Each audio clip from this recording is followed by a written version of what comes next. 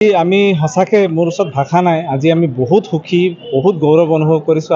আজিৰ দিনটো ডুমডুমাৰ কাৰণে এটা ঐতিহাসিক দিন হৈ ৰ'ব।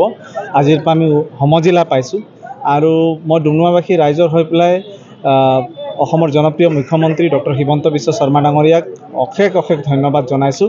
তেওঁ এটা নতুন কনচেপ্ট অসমৰ বাবে আনিলে। আমি সকলোৱে মহকুমা বিচাৰি আছিলোঁ। মহকুমাতকৈ খুব ওপৰত গৈ পেলাই আমি সমজিলা লাভ কৰিবলৈ সক্ষম হৈছোঁ। অফিচাৰ ইতিমধ্যে ডেপুট হ'ল। আজি আমি কাৰ্যালয় উদ্বোধন কৰিলোঁ আমাৰ মাননীয় মন্ত্ৰী সঞ্জয় কিষাণ ডাঙৰীয়াৰ হাতেৰে। আৰু আজিৰ পৰা গোটেই প্ৰশাসন যন্ত্ৰটো লাহে লাহে কাৰ্যক্ষম হৈ উঠিব। আমি আমাৰ মাননীয় মুখ্যমন্ত্ৰীৰ বিশ্বখন নেতৃত্বৰ বাবে আচলতে তেওঁ বহুত ভিজনাৰী। সেইকাৰণে আজি এই কথাবিলাক সম্ভৱ হৈছে যে প্ৰশাসন যন্ত্ৰক একেবাৰে ৰাইজৰ কাষলৈ লৈ অহাৰ কাৰণে যিটো মডেল তেওঁ তৈয়াৰ কৰিছে, এই মডেলটোৱে নিশ্চয় ৰাইজক যথেষ্ট উপকৃত কৰিব। আৰু আমি ডুমডুমাবাসী যিহেতু তিনিচুকীয়া সদৰৰ পৰা যথেষ্ট দূৰত, পাব্লিক ট্ৰান্সপৰ্ট ইউজ কৰিলে এজন মানুহ গৈ পাবলৈ 1.5 ঘণ্টামান লাগি যায় জিলা কাৰ্যালয়লৈ। গতিকে ৰাইজৰ কাৰণে বহুত সুবিধা হ'ব। কেইদিনমান পিছত আমাৰ দুৰ্গা পূজা আছে। দুৰ্গা পূজাৰ সাধাৰণ পাৰ্মিশ্যনৰ কাৰণে কিমান এতিয়া ৰাইজে অসুবিধা পাইছে। গতিকে নেক্সট ভৱিষ্যত দিনবিলাকত এই অসুবিধাবিলাক একেবাৰে নোহোৱা হৈ যাব। আমাৰ 90% কাম ডুমডুমাতে হ'ব। গতিকে এইটো আমাৰ কাৰণে ইয়াতকৈ আৰু ডাঙৰ কথা, ইয়াতকৈ আৰু আনন্দৰ কথা একোৱেই হ'ব নোৱাৰে। সেইকাৰণে মই মাননীয় মুখ্যমন্ত্ৰী মহোদয়ক বহুত ধন্যবাদ জনাইছোঁ আৰু সমগ্ৰ ডুমডুমাবাসী ৰাইজক মই শুভেচ্ছা আৰু অভিনন্দন জনাইছোঁ। আপোনালোকৰ চেনেলৰ জৰিয়তে মাননীয় মুখ্যমন্ত্ৰী ডক্টৰ হিমন্ত বিশ্ব শৰ্মা ডাঙৰীয়া তেওঁ সদায় নতুনত্ব এটা আনিবৰ কাৰণে, অসমবাসীক নতুনত্ব দিবৰ কাৰণে তেওঁ সদায় প্ৰয়াস কৰিছে আৰু যেনেধৰণৰ তেওঁ কথা কৈছে তেনেধৰণৰ কামো কৰিছে।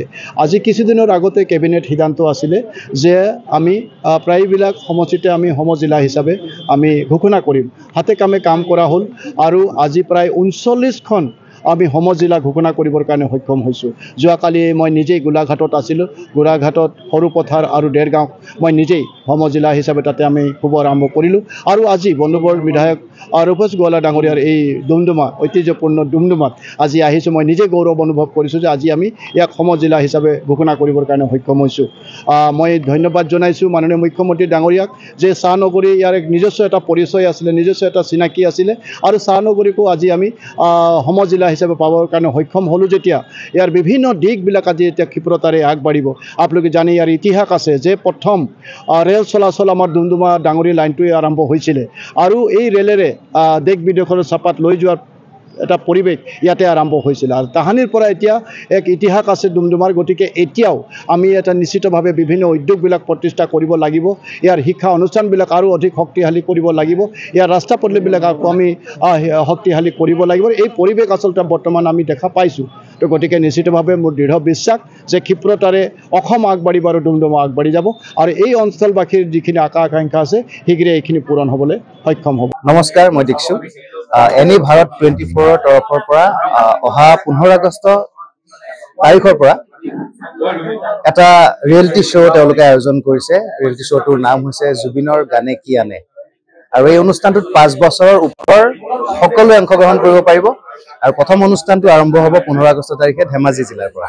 গতিকে মই এনি ভাৰত 24লৈ মই বহুত শুভেচ্ছা জ্ঞাপন কৰিলোঁ।